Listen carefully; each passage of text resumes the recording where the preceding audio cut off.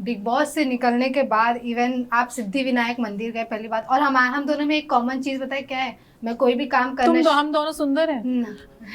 Thank you, complement है। मस्त अच्छी लग रही है। Even thank you so much. Even जब मैं कुछ काम करने जाती हूँ उससे पहले मैं जय श्री राम बोलती हूँ। अरे हाउ ब्यूटीफुल। और आप अभी मैं जब भी देख रहे हो, आप कोई भी इंटरव्यू ले रहे हो, जय श्री राम बोल रहे हो। इतने ऐसा बोल सकते कि इतनी आप में पॉजिटिविटी है, आप इतने स्पिरिचुअल हो जो आप फाइनल तक पहुंचे, ऐसा कह सकते हैं। ऐसा कहोगे नहीं तो तुम गलत बिग बॉस देख कर आए हो।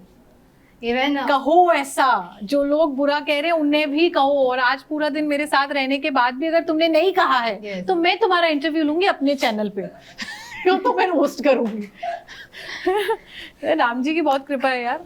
अब पॉजिटिव लड़की तो मैं हूँ, वरना मैं सारे कंटेस्टेंट्स को पॉजिटिव कैसे करती। तुमने उसको कैसे भी लिया गेम प्लान, पर गेम प्लान क्या था? पॉजिटिविटी। यस। गेम प्लान क्या था कि कोई लड़की वो लाइफ जी सकती है जो कोई लड़का नहीं जी पाएगा। यस। वो लाइफ जी रही है जो कोई नेता, पॉलिटिशियन, कोई एक्टर नहीं सोच रहा होगा।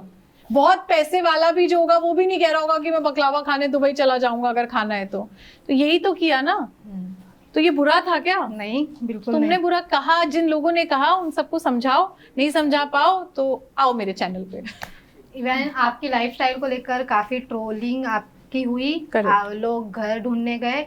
लोगों का ये कहना था, मतलब कुछ लोग आपके फैंस तो जो जिन्हें चाहिए था कि आप ट्रॉफी जीते, लेकिन कुछ लोग का ये कहना था कि झूठ की बुनियाद पे कोई लाइव शो कैसे जीत सकता था। सही बात है। जब ये आप सुने तब आपका क्या कुछ रिएक्शन था, तब आप फैंस को क्या कुछ ये कहना तो वो चाहिए? शायद अभी भी कह रहे होंगे कि झूठ की बुनियाद पे कोई कैसे जीतता, नहीं कह रहे? अच्छा सॉरी, ये सब ऐसे नहीं बोलना होता क्या? पता नहीं यार, सबने ही झूठ बोले ना शो में तो ऐसा कैसे बोल सकते हो, है ना। पर एक बात मैं आपको वैसे ही बता रही हूँ कि मेरे पे राम जी की इतनी कृपा है, आखिरी सांस तक मुझे झूठ बोलने की जरूरत नहीं पड़ेगी। बाकी तुम ढूंढती रहो घर, मैं कौन सा तुम्हें दिखाने के लिए घर में रहती थी। 9 महीने पहले क्रिएटर बनी हुई यार, घर 10 साल पहले लिफ्ट लगवा ली थी। आप 2025 में अभी है मैडम, 2015 में मेरे यहाँ लिफ्ट लग गई थी। तो बाल ही ठीक कराता रहता है, खराब भी होंगे तो क्या होगा, इंटरव्यू तो होगा ना। अरे रहने दो यार, imperfections make you beautiful. Let the frame be done. जी sorry, what did I miss? पर लाइव शो कौन कैसे जीत सकता है? अच्छा हाँ, तो मैंने आपको बोला कि मुझे आखिरी सांस तक झूठ बोलने की जरूरत इन चीजों पे नहीं रहेगी। लोगों को झूठा वूठा लगा होगा, जो भी लगा होगा, आप लोग सोचते रहिए यार। मैंने बोला आपके लिए 2025 में घर में लिफ्ट बड़ी चीज है, हम 2015 में लगवा चुके थे। ईश्वर की अटूट असीम कृपा है। 10 साल में मुझे कभी नहीं लगा कि घर की लिफ्ट दिखा के मुझे वायरल होना है। तो अब इतना बड़ा स्टार बनने के बाद अगर मुझे घर की लिफ्ट दिखा के वायरल होना पड़े, तो आप ये समझिए कि मेरी मेंटल स्थिति क्या है। 30 साल की लड़की अगर दिखा रही है हाँ मेरे घर में लिफ्ट है, तो क्या मेरे लिफ्ट के वीडियो को अब दिखाने से आप वो सब डिलीट कर दोगे जो आपने मेरे बारे में कहा?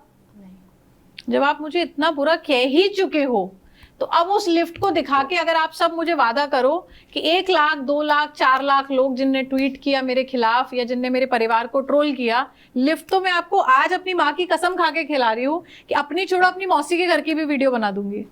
मौसी के घर में भी लगी है, मामा के घर में भी लगी है, और तुम जितने कहोगे उतने घर में लिफ्ट दिखा दूंगी। मतलब वो छोड़ो, मामा के भतीजे शायद उनके भी लगी है लिफ्ट, ठीक है, नहीं मामी की बहन के यहाँ भी लगी है, सॉरी। तो आप लिफ्ट विफ्ट की चिंता ना करें, वो तो मैं जितनी चाहोगी दिखा दूंगी। पर आप मुझे ये वादा करें कि लिफ्ट दिखाने के बाद आप सब लोगों ने मेरी जितनी बेइज्जती की है उतना ही अच्छा लिखेंगे। इवन सॉरी का वीडियो बनाएंगे। नहीं करेगा ना कोई भी। तो जब आप मेरे लिए सॉरी लिख नहीं रहे, मेरे लिए अच्छा लिख नहीं रहे, तो मैं लिफ्ट किसको दिखाऊं? तो मैं ये सब चीप टैक्टिक्स वाली लड़की नहीं हूँ। मैंने बोला था जिसको मानना है बातों से माने, जिसको नहीं मानना वो बोलता रहे, क्या फर्क पड़ेगा? लिफ्ट के तार थोड़ी काट दोगे आगे। इवन जब आपने कहा मैं साड़ी पहनती हूँ, मतलब मैं ऐसे ट्रेडिशनल कपड़े पहनती हूँ, मैं रात को कभी घर के बाहर नहीं निकली हूँ, मैं रात को तो लोगों ने वीडियोस बनाए, आपके जो पुराने वीडियोस थे, आउट ऑफ कंट्री घूमने गए थे शायद अपने फ्रेंड्स के साथ, वो लोगों ने वो वीडियो को काफी हाइप मिला, लोग उसको लेकर काफी ट्रोलिंग की, आपके कपड़े को लेकर ट्रोलिंग किए। अरे ये तो तानिया मित्तल तो आउट ऑफ कंट्री गई थी, अरे तानिया मित्तल तो इधर थी, अरे इधर थी। देखिए इस चीज़ को मैंने बहुत ज़्यादा एक्सप्लेन नहीं किया, पर क्योंकि अब आप पूछ रहे हो, मेरी मजबूरी है, मैं कर देती हूँ। मैं बहुत एक्सप्लेनेशन टाइप लड़की नहीं हूँ। मैंने बोला मैं रात को घर के बाहर नहीं निकली, है ना, तो जब मैं घर पे होती हूँ तब नहीं निकली। इसको समझो। जब आपके मम्मी पापा होते हैं घर पे तो आप क्या करती हो? 10 बजे दारू पी के लड़कों के साथ घर में एंट्री लेती हो, या 12 बजे काम करके आती हो, पापा I am coming home, open the door, mummy अपनी नींद खराब करो, चाबी लेके दरवाजा खोल दो। जब तक मैं घर में रहती हूँ, ग्वालियर में रहती हूँ, तब तक मैं रात को बाहर नहीं निकलती। कोशिश करती हूँ अपने भाइयों, मम्मी पापा, मतलब मैक्स में बाहर निकली हूँ तो नानी क्या रही हूँ। आप ग्वालियर का 30 इयर्स का कोई वीडियो बता दो कि तान्या इस कैफे, वहां पे काफी खुल गए हैं, स्टारबक्स वारबक्स काफी कुछ है, आप किसी से भी जाकर पर्सनली पूछो कि आपने तान्या मित्तल को देखा है पब्लिकली कॉफी कैफे डे में किसी लड़के के साथ? आप एक वीडियो निकाल के तो लाओ। जो मैंने नहीं किया वो नहीं किया। जब तक मैं घर पे होती हूँ, मेरे माता पिता हैं घर में, मैं आपको घर पे मिलूंगी एक टाइम के दायरे के अंदर। बाहर अगर मैं हूं तो बाहर में गई छुट्टी के लिए हूं, तो छुट्टी में जाकर होटल के पैसे खर्च करके दुबई का 1 लाख का टिकट लेकर बिजनेस क्लास क्यों ले रहा है आदमी? बस से चला जाए अगर उसको बाहर नहीं घूमना तो आदमी इतना पैसा खर्च कर रहा है तो बाहर घूमने ही तो जा रहा है ना। तो जब घूमने जाओगे तब भी बाहर नहीं निकलोगे रात को। आप लोग अपने सवालों के जवाब अपने सवालों में ही ढूंढ लो यार। ये सब बहुत छोटी चीजें हमारे एक्सप्लेन करनी पड़ेगी। मतलब जो आपके फैंस थे, जो लोग बिग बॉस फैन नहीं थे, यस, जो बिग बॉस देख रहे थे, उनका ये सब कहना था। वो लोगों ने वीडियोस बनाए, अगर आप बाहर आके मेरे साथ ये बातें मेरे पास आ रही है। yes. आपका नाम भूल गई। साक्षी शर्मा। साक्षी मैं आपको बोल रही हूँ ना साक्षी, मुझे अच्छा नहीं लग रहा ये सब एक्सप्लेन करने में, है ना। मेरे लिए बहुत छोटे सवाल है साक्षी। मैं अगर दुबई घूमने जाने के लिए पैसे खर्च करूंगी या वृंदावन जाऊंगी तो एक दिन आप होटल में रुकते हो, सस्ता कमरा भी आप लेते हो तो आई थिंक 12-13 हज़ार रुपए का आता है ना, मतलब 10,000 2,000 1,000 रुपए का आता है। पेट्रोल डीजल खर्च होता है। आप देख रहे हैं मेरे साथ बहुत सारा स्टाफ चलता है, तो पर डे का कहीं भी जाने का कॉस्ट मिनिमम मुझे 20-25 हज़ार रुपए आता है। इतने लोग खाना खाएंगे, सब करेंगे हम आराम से। मिनिमम कह रही हूँ मैं आपको, 6 आदमी खाएगा। तो अगर मैं 3 दिन की ट्रिप पे 70-75 हज़ार खर्च कर रही हूँ तो मैं होटल में सोने जाऊं? बिल्कुल नहीं। बाहर जा रही हूँ तो घूमने दो ना यार। घर में हूँ तो मर्यादा है। माता पिता जब तक घर में, आप बता दो अगर 6 बजे हो सकता है, मैं तो दिन में भी नहीं निकलूंगी। मम्मी पापा को अच्छा नहीं लगे, मम्मी को पूछ के निकलती हूँ जितना करती हूँ। काफी आओ यार, घर आओ, ये सब मत पूछो। इवन अमाल मलिक, जिनके साथ आपकी बॉन्डिंग काफी अच्छी थी, कहीं ना कहीं स्टार्टिंग में आपका उनके साथ लव एंगल देखा गया, लेकिन सब बाद में नॉर्मलाइज हो गया। लेकिन जिस प्रकार अमाल मलिक बिग बॉस के घर में थे, लोगों का कहना था कि उनको एविक्ट हो जाना चाहिए उनके बिहेवियर की वजह से। बिग बॉस, क्योंकि वो अमाल मलिक है, वो मतलब उनके फेम ऑलरेडी पहले से, इसलिए बिग बॉस शायद उनको झेल रहे थे। आपका क्या इस पे ओपिनियन है? और जिस प्रकार उन्होंने शब्द यूज किए थे लोगों के लिए। देखिए, अमाल ने मेरे लिए भी बहुत कुछ बोला है, कुत्ता बना दूंगा सुना भी, और उसके बाद अमाल ने मुझे गाली भी दी है जो शायद नहीं आई। तो हम इस बारे में तो बात ही ना करें कि अमाल ने क्या क्या किया है नहीं किया है। पर बिग बॉस हम सबसे बड़े हैं। He is a star maker. सड़क से उठा के स्टार बनाने की ताकत उस शो में है ना। मैं भी तो एक छोटी सी क्रिएटर थी ना। वहां तो 20-20 साल पुराने एक्टर आए हैं। अमाल ने सोच ना सके वगैरह गाने वाने बनाए, उसने बताया मुझे। तो ये तो बहुत बड़ा आदमी ऑलरेडी है यहाँ पर। कॉन्सर्ट करता है, सब करता है। कबीर सिंह में भी गाना है उसका। उसने मेरी तो बहुत अच्छी फ्रेंडशिप थी, तो मुझे पता है कि उसने कौन कौन से टी सीरीज में, उसके 100 से प्लस सॉन्ग्स हैं और 120 और समथिंग सॉन्ग्स उसके टी सीरीज में है। मुझे सब याद रहता है ना। तो इतना टैलेंटेड म्यूजिशियन है, इतना बड़ा आदमी है वो ऑलरेडी बाहर। तो बिग बॉस के लिए वो जब सबको लाते हैं, एक सा टास्क, एक सा राशन, घर में सबको सिमिलर ट्रीटमेंट, एंडेमॉल चैनल, जियो टीम, मुझे नहीं लगता वो किसी के साथ पार्शियलिटी करती है। सबको उनके हिस्से का न्याय मिला घर में। सबके साथ हुआ जो होना था, नहीं होना था। अमाल ने थोड़ा सा ज्यादा किया चीजों को, बट उसको निकाला इसलिए नहीं किया क्योंकि वो ये भी समझ रहे थे कि ये उसका एक नेचर भी है। तो जब ला रहे होंगे तब भी पता होगा ना। तो हर चीज को बैलेंस करके चलना पड़ता है। हर आदमी को सेम ट्रीटमेंट आप नहीं दे सकते। तो उन्होंने किया, and I think it's been a fabulous show. Amaal के बिना क्या आपको मजा आता? इवन जो भी कंटेस्टेंट थे उनके बिना नहीं मजा आता। एवरीबॉडी इज डन वेल यार। अमाल इज डन सुपर्ब। इवन लोगों का कहना था आप ब्लैक मैजिक करते। मेरा कहना है कि अगर आप ब्लैक मैजिक करते तो शायद ट्रॉफी आपके हाथ में होती। नहीं, ब्लैक मैजिक तो करना चाहिए। मुझे समझ में आ रहा है जब आप सब पूछ रहे हो तो। अब कोई बात नहीं, लास्ट ना, लेटर आस्क इट्स ओके। तो ब्लैक मैजिक वगैरह मैंने बोला, अभी थोड़ा गलत है ये बात बोल के कि ब्लैक मैजिक वगैरह जो है मेरी मम्मी ने नहीं सिखाया है। मैं एक 12th पास लड़की हूँ। जो भी सिखाया मुझे, इंग्लिश, हिंदी, आपसे बात करना, बिग बॉस में राम राम करना, भजन, सब कुछ मेरी माँ ने सिखाया है, तो ये जो नहीं सिखाया ये गलती मैडम मम्मी की है। अभी मैं जा रही हूँ ग्वालियर, लड़ाई करूंगी मैं। ये ब्लैक मैजिक क्यों नहीं सिखाया, कुछ छोड़ा क्यों यार, जब इतना सब बोल रहे हैं तो सिखा देती। हो सकता है कुछ मजेदार चीज हो, ऐसे धूम टाइप, तो करेंगे, देखेंगे, अगर सीख पाए तो सीखेंगे। जब इतने लोग कह रहे हैं तो कुछ बहुत शानदार चीज होनी चाहिए ब्लैक मैजिक, खतरनाक नहीं निकलनी चाहिए। इवन आपके कमेंट सेक्शन में एक लाइन ज्यादा वायरल हो रहा है, जीके क्या करेगा, जीके ट्रॉफी लेकर जाएगा, जीके ट्रॉफी लेकर चला गया। मेरे कमेंट सेक्शन से निकल के मालती भी आई थी। मैंने काफी इग्नोर किया ऐसी चीजों को।